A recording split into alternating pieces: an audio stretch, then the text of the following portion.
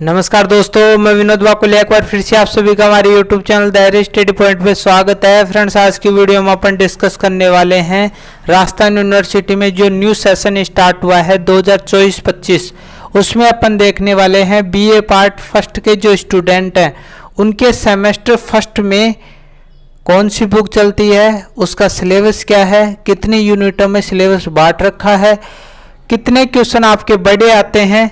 ये जो पूरा का पूरा सिलेबस दे रखा है 4 यूनिटों में, जो प्रत्येक यूनिट है उसमें कितने क्वेश्चन आने वाले हैं, बड़े क्वेश्चन, उन पर भी अपन बात करेंगे और थोड़ा थोड़ा पैटर्न अपन इसका देख लेंगे।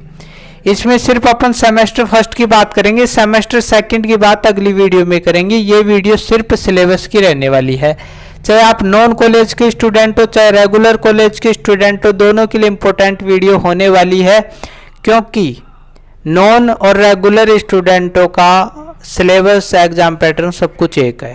थोड़ा बहुत अंतर है, वो भी अंकों में अंतर है और किसी भी चीज़ में अंतर नहीं है।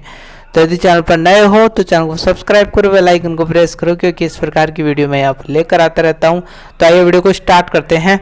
फ्रेंड्स, सबसे पहले अपन ये जो आपका पेपर है, पेपर का नाम ध्यान में रखना, इतिहास की बात अपन कर रहे हैं। सेमेस्टर फर्स्ट में चाहे नॉन हो चाहे रेगुलर हो, उनके बुक चलने वाली है भारत का इतिहास। आप पेपर जैसे आप इंग्लिश में दे रखा है आपके, तो हिस्ट्री ऑफ इंडिया, ठीक है, हिस्ट्री ऑफ इंडिया इंग्लिश में इसको बोलते हैं। तो अपन को तो हिंदी मीडियम है, तो अपन को ये ध्यान रखना है कि भारत का इतिहास यदि आप बुक लेने जाओ तो आपको ये नाम आपको ध्यान में होना चाहिए, ठीक है। इस पर डिटेल से मैंने वीडियो बना दी थी, सेमेस्टर फर्स्ट और सेमेस्टर सेकंड इतिहास का, ठीक है। इस पर पेपर पैटर्न क्या रहने वाला है, कितने कितने अंकों के क्वेश्चन आते हैं, पेपर कितने का होता है, इस पर मैंने डिटेल से वीडियो बना रखी है। तो इस वीडियो में ज़्यादा नहीं बता पाऊंगा। ये स्क्रीन पर आपको दिख रहा है, ये वीडियो आपको डिस्क्रिप्शन बॉक्स में इसका लिंक मिल जाएगा, वहां पर आप जाकर देखोगे तो सेमेस्टर सेकंड का मैंने बढ़िया तरीके से बता रखा है, वहां पर आप जाकर देख सकते हो। जैसा कि आपको पता है कि ये जो पेपर रहने वाला है वो पेपर, ठीक है, नॉन कॉलेज के स्टूडेंटों का 150 का होता है, उसमें मैंने बताया था। और जो रेगुलर है, ठीक है, जो रेगुलर स्टूडेंट है उसका पेपर 120 अंकों का ये होता है। और यहाँ तक आपको चीज़ें क्लियर हो गई होंगी। ये पूरा का पूरा जो आप देख रहे हो 4 यूनिटों में बटा हुआ है, unit first, unit second, unit third और यूनिट 4, इकाई बोलते हैं, ठीक है। अब आप यहाँ पर थोड़ा वो जाओगे, यहाँ पर थर्ड लिख रखा है और यहाँ पर सेकंड लिख रखा है। तो क्या हुआ कि जब मैं यहाँ पर लिख रहा था तो मैंने क्या किया कि पहले है ना, जो फर्स्ट के बाद में पहले मैंने थर्ड का उतार दिया, फिर मुझे याद आया कि तो सेकंड का नहीं थर्ड का है, थर्ड इकाई का है, तो फिर मैंने सेकंड इकाई यहाँ पर उतार दी और फोर्थ इकाई। इससे ज़्यादा कन्फ्यूज आपको नहीं होना है, ठीक है। अब यहाँ पर अपन बात कर लेते हैं यूनिट फर्स्ट की। तो इसमें क्या क्या रहने वाला है, यूनिट फर्स्ट में आपको क्या क्या पढ़ना है, और ये ध्यान में रखना सारी यूनिटों से बड़े बड़े क्वेश्चन आते हैं, कितने कितने क्वेश्चन आएंगे वो उस पर मैं बात कर लूँगा, ठीक है। यहाँ पर जो देख पा रहे हो आप, भारत के इतिहास की मुख्य स्रोत, ठीक है, भारत के इतिहास के जितने भी मुख्य स्रोत हैं आपको 300 ईस्वी तक पढ़ने पड़ेंगे। 300 ईस्वी तक का मतलब आप ये मान सकते हो कि जो मौर्य काल रहा, मौर्य काल तक के सारे स्रोत इसमें आ जाएंगे, इसके पहले के सारे स्रोत। तो इसमें आपको पता है साहित्यिक स्रोत पढ़ने पड़ते हैं, पुरातात्विक स्रोत पढ़ने पड़ते हैं, विदेशी वृत्तांत आपको पढ़ना पड़ता है। विदेशी जो यात्री आए, जैसे हेवनसांग आया, फायान आया, और भी बहुत सारे चीनी यात्री भारत में आए, तो उन्होंने जो यहाँ पर आकर यहाँ का जो यात्रा की, यहाँ काफ़ी सारी चीज़ों को देखा। जैसे हेवनसांग की आप बात करते हो तो हेवनसांग भी यहाँ पर बौद्ध धर्म के जो स्थल थे उनकी देखने के लिए आया था, और भी जो प्रसिद्ध इलाके थे उनको देखने के लिए आया था। तो उसने जो भी लिखा वो एक बुक में लिख दिया, जिसे सी यू की बोला जाता है। और ये बुक मोटा मोटा आपको इसमें पढ़ना पड़ेगा। पुरातात्विक स्रोत जो जमीन के अंदर से मिले हैं वो सारी चीज़ें इसमें आपको पढ़ने को मिल जाती है। तो बढ़िया टॉपिक है ये भी। इसके बाद में आपको पढ़ना पड़ेगा प्रागैतिहासिक काल, यानी भारत का जो प्रागैतिहासिक काल रहा उसकी अपन बात करेंगे, ठीक है। इसमें यहाँ तक बात आपको क्लियर हो गई। ये टॉपिक है पूरा का पूरा, इसको आपको पढ़ना पड़ेगा। इसके बाद में आप बार बार सुनते हो, 12th में भी आपने पढ़ा होगा, ये सारी की सारी चीज़ें हैं ना जो आप पहले पढ़ चुके हो, बस थोड़ा बहुत मैटर है ना जो बढ़ाकर देंगे और कुछ भी नहीं है। यहाँ पर हड़प्पा सभ्यता, जिसे आप सिंधु घाटी सभ्यता के नाम से भी जानते हो, कंफ्यूज नहीं होना है, ठीक है। सिंधु घाटी सभ्यता, इसके बहुत सारे नाम है, ठीक है। हड़प्पा सभ्यता, सिंधु घाटी सभ्यता, सिंधु सरस्वती सभ्यता, बहुत सारे नाम है इसके। तो इसके आखिरकार में उत्पत्ति कैसे हुई, इस पर अपन बात करेंगे। विस्तार कैसा है, इसका फैलाव कहाँ से कहाँ तक है। उत्तरी भारत में है तो उत्तरी भारत में उत्तर दक्षिण पूर्व पश्चिम कहाँ तक है, अफगानिस्तान तक है, ठीक है। पश्चिम में जाओगे तो अफगानिस्तान तक, पूर्व में जाओगे तो उत्तर प्रदेश तक, और उत्तर में जाओगे तो फिर आप जम्मू कश्मीर में तक इसका फैलाव देखने को मिलता है, और नीचे दक्षिण में भी इसका फैलाव देखने को मिलता है। तो कहाँ तक फैली हुई है, इसकी मुख्य विशेषता क्या होती है, जिसमें आप देखते हो ना कि नगरों की जो सड़कें समकोण त्रिभुज पर काटती थी, तो यहाँ की सड़कें क्या किस प्रकार की थी, यहाँ के जो घर थे वो किस प्रकार के बने हुए थे। तो ये पूरी विशेषता इसमें आ जाएगी। सफाई पर कितना अच्छा ध्यान देते थे, नालियाँ नीचे दबी हुई होती थी ज़मीन के अंदर और नीचे से पानी चला जाता था, तो सफाई का भी विशेष ध्यान रखते थे। तो ये सारी चीज़ें इसमें पढ़नी पड़ेंगी आपको। निरंतरता यानी पतन किस प्रकार हुआ, आप बार बार पढ़ते हो कि जो सिंधु नदी थी उसमें बाढ़ आ गई थी, इस कारण इसका पतन हुआ। रोग फैल गया था, कोई विद्वान कोई इतिहासकार ये कहता है कि यहाँ पर सूखा पड़ गया था, इस कारण जल न मिलने के कारण यहाँ पर पतन हो गया। और कई कारण बताते हैं कि आर्यों का आक्रमण हुआ, उसके बाद में यहाँ से लोगों को खदेड़ दिया गया। तो ये सारी चीज़ें इसमें पढ़नी पड़ेंगी। इसके बाद में अपन बात करेंगे वैदिक युग। वैदिक युग में आपको जो वैदिक सभ्यता रही उसमें आपको साहित्य पढ़ना पड़ेगा इसका। जैसे वैदिक साहित्य में जो वेद हैं, उपनिषद हैं, वेदांत, व्याकरण और आरण्यक ग्रंथ जो जंगलों में लिखे गए, ये सारी चीज़ें इसमें पढ़नी पड़ेगी आपको, ठीक है। वैदिक काल की सामाजिक स्थिति कैसी रही, समाज कैसा था उस टाइम, अर्थव्यवस्था किस पर आधारित थी, प्रशासन किस प्रकार चलता था, जिसमें ऋग्वैदिक काल और उत्तर वैदिक काल आप पढ़ते हो, इसमें सारी चीज़ें आ जाएंगी, ठीक है। इसके बाद में आपको यहाँ पर देखो लोहा युग यानी संस्कृति, जो लोहा युग रहा उसमें किस प्रकार की संस्कृति थी, ठीक है। भारत में लोहा युग रहा तो ये पढ़ना पड़ेगा। इसके बाद में आपको जनपद और महाजनपदों का उदय हुआ, जिसमें आप 16 महाजनपद पढ़ते हो। महाजनपदों से पहले क्या था, जनपद थे। ये जनपद जब एक होने लगे यानी एक होकर एक महाजनपद का निर्माण कर दिया इन्होंने। तो इस प्रकार पूरे भारत में कितने महाजनपद हुए, 16 महाजनपद हुए, उनको पढ़ना पड़ेगा। इनका किस प्रकार उदय हुआ था, ये सारी चीज़ें पढ़नी पड़ेंगी। अब इसमें क्वेश्चन 2 बनेंगे और 2 क्वेश्चन किस प्रकार बनेंगे, यानी प्रत्येक यूनिट में आपके 2 क्वेश्चन बनेंगे, ठीक है, जिसमें से आपको एक करना होगा। यानी टोटल ये 4 यूनिट है, इन 4 यूनिटों में टोटल 8 क्वेश्चन बनेंगे और 8 क्वेश्चनों में से 4 क्वेश्चन आपको करने होंगे, अथवा में दे रखे होंगे। यानी 2-2 क्वेश्चन आपको प्रत्येक यूनिट में से देखने को मिलेंगे, बड़े 20-20 अंकों के। कितने अंकों के, 20-20 अंकों के इसमें से देखने को मिलेंगे। 2 क्वेश्चन इसमें से बना दिया, 2 क्वेश्चन इसमें से, 2 क्वेश्चन इसमें से, 2 क्वेश्चन इसमें से, इस प्रकार वो बना कर देगा। तो इस यूनिट में से कौन से बड़े क्वेश्चन बन सकते हैं, बार बार जो रिपीट होते हैं वो मैं बता देता हूँ।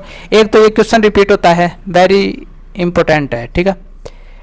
भारत के इतिहास के मुख्य स्रोत, ये मैन है क्योंकि इसमें सारा आ जाता है। आप ये जो बुक पढ़ रहे हो ना, इसमें जो जितने भी स्रोत, क्योंकि ये सारी चीजें हमें किसके माध्यम से मिली है, स्रोतों के माध्यम से मिली है, तो ये स्रोत सारी इसमें आ जाएंगी। तो ये सार है एक प्रकार से। जिस प्रकार आप संविधान पढ़ते हो तो उसकी प्रस्तावना जो होती है उसमें वो सारी चीजें दे रखी होती हैं। एक प्रकार से अपन भारत का जो इतिहास उसकी आत्मा इसे बोल सकते हैं, ठीक है। इसके बाद में ये भी पढ़ लेना, पढ़ना आपको सबको ही है, सारे को ही है, लेकिन बार बार रिपीट होता है वो बता देता हूँ। एक ये रिपीट होता है बार बार, और एक इनमें से है ना जो ये रिपीट होता है, ठीक है। तो 3 तो आपको बढ़िया तरीके से पढ़ने हैं, और ये भी रिपीट हो जाते हैं, कभी कभी आए हुए हैं, लेकिन इंपॉर्टेंट मैंने बता दिए हैं। 2 क्वेश्चन इसमें से बनेंगे जिसमें से आपको एक करना होगा। इसके बाद में अपन सेकंड यूनिट की बात कर लेते हैं इसकी। इसके बाद में जस्ट ये वैदिक युग समाप्त होता है तो उसके बाद में मगध साम्राज्य का उदय होता है। यहाँ पर हमने देखा ना कि 16 महाजनपद पढ़ने पड़ेंगे, जिसमें से मगध जो आया, मगध महाजनपद सबसे श्रेष्ठ महाजनपद माना जाता था। सबसे शक्तिशाली महाजनपद 16 महाजनपदों में कौन था, मगध साम्राज्य।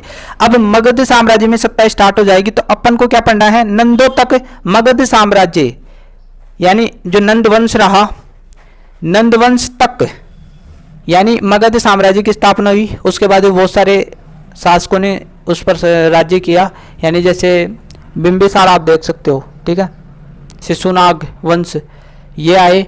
तो लास्ट अपन नंदों तक अपन को इसमें पढ़ना है। इसके बाद में 2 धर्म इंपॉर्टेंट है इस यूनिट में, जैन धर्म, बौद्ध धर्म।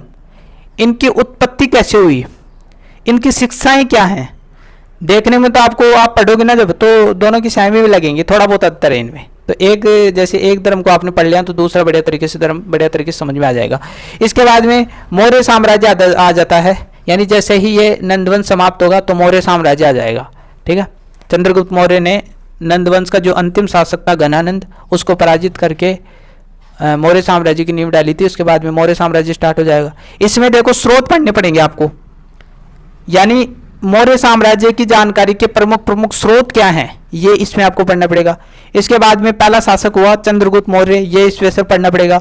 और अशोक भी आपको पढ़ना पड़ेगा, जिसमें दम इंपॉर्टेंट है। दम के बारे में है ना जो बार बार क्वेश्चन पूछता है, अशोक मानने चला है तो दम आपको सबको पता है। इसके बाद में देखो मौर्य साम्राज्य जो है उसका प्रशासन किस प्रकार चलता था, क्योंकि कोई भी वंश रहा उसका प्रशासन चलाने के लिए एक व्यवस्था होती थी। जैसे वर्तमान में आप देखोगे कि भारत का प्रशासन चलाने के लिए पुलिस है, ठीक है, तो प्रशासन चलाती है।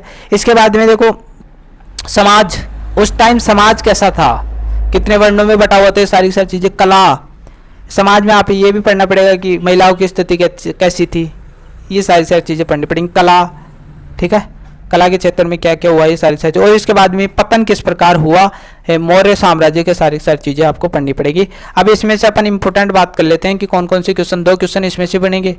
ठीक है, 2 क्वेश्चनों की हमने इसमें बात की। 2 क्वेश्चन कौन कौन से बन सकते हैं, देखो इन दोनों धर्मों में से एक क्वेश्चन जरूर बनता है, तो ये दोनों धर्म आपको बढ़िया तरीके से पढ़ने हैं। वेरी इंपॉर्टेंट क्वेश्चन है, 20-20 अंकों के, इसमें से एक क्वेश्चन जरूर बनता है। इसके बाद में एक क्वेश्चन है ना जो मौर्य साम्राज्य में से बनता है, और मौर्य साम्राज्य में से किस में से बनता है, एक तो ये क्वेश्चन देखो अशोक का जो है ना दम, ये बार बार क्वेश्चन पूछता है। और ये लगभग जो जितने भी टॉपिक बता रहा हूँ मैंने ऑलरेडी बढ़िया तरीके से पढ़ा रखा है। आप मेरे पास में कमेंट कर देना, या हमारा जो टेलीग्राम ग्रुप है वहां पर आप जुड़ सकते हो, मैंने बढ़िया तरीके से बताया है, वहां पर बढ़िया तरीके से टॉपिक पढ़ाए हैं। ठीक है, तो टॉपिक बदलता नहीं है, टॉपिक वो का हुआ कभी कभी पढ़ाया हुआ है ना, ये सारी चीजें बदलते नहीं है भाई। इतिहास में चंद्रगुप्त मौर्य हुआ, उसके बारे में जो भी चीजें थी वो बदलेंगी थोड़ी, वो की वो है, तो पहले का पढ़ाया हुआ है वो भी आपको पढ़ना है, कोई दिक्कत नहीं है उसमें। ठीक है, ये इंपॉर्टेंट है इसमें। और इसके बाद में ये स्रोतों से भी क्वेश्चन पूछ लेता है और चंद्रगुप्त मौर्य से भी पूछ लेता है, तो ये टॉपिक है ना पूरा इंपॉर्टेंट है, लेकिन विशेष इंपॉर्टेंट ये एक तो ये है और एक स्रोत मान लो आप। इसके बाद में 3rd यूनिट पर अपन बात करते हैं मौर्य काल का। अब यहां पर है ना जो जैसे ही जो मौर्य काल का अंत हुआ, पतन हो गया, उसके बाद में है ना जो मौर्य उत्तर काल आता है, यानी जैसे ही मौर्य काल का अंत हुआ उसके बाद जो काल आया उसे मौर्य उत्तर काल बोलते हैं। ठीक है, मौर्य प्लस उत्तर काल। इसमें आप है ना शुंग वंश देखते हो, शुंग वंश, सातवाहन वंश, ठीक है, शक, कुषाण, ये भी आपको पढ़ना पड़ेगा। मैंने यहाँ पहले से नहीं लिखा क्योंकि जगह नहीं थी। तो शुंग वंश, सातवाहन वंश, शक, कुषाण, ये सारी चीजें आपको पढ़नी पड़ेंगी। इसके बाद में जस्ट आप देखोगे कि जैसे ये समाप्त होता है, जैसे मौर्य काल आया उसके बाद में जस्ट मौर्य उत्तर काल आया, मौर्य उत्तर काल में ये सारे वंश आपको पढ़ने पड़ेंगे, छोटे छोटे वंश। इसके बाद में जैसे ही ये वंश समाप्त हो जाएंगे उसके बाद गुप्त काल आपको पढ़ना पड़ेगा। इसमें बहुत सारे शासक हुए, उनमें से समुद्रगुप्त आपको पढ़ना पड़ेगा और चंद्रगुप्त सेकंड, ध्यान रखना सेकंड आपके सिलेबस में दे रखा है, फर्स्ट नहीं दे रखा, तो फर्स्ट का मत पढ़ना, चंद्रगुप्त फर्स्ट यदि आप पढ़ने लग जाओ, नहीं, चंद्रगुप्त सेकंड आपको पढ़ना है। इसके बाद में स्कंदगुप्त, तो गुप्त काल में बहुत सारे शासक हुए, लेकिन आपको ये 3 शासक पढ़ने पड़ेंगे। ठीक है, और उपलब्धियां, इन तीनों की उपलब्धियां क्या क्या रही वो सारी चीजें आपको पढ़नी पड़ेंगी।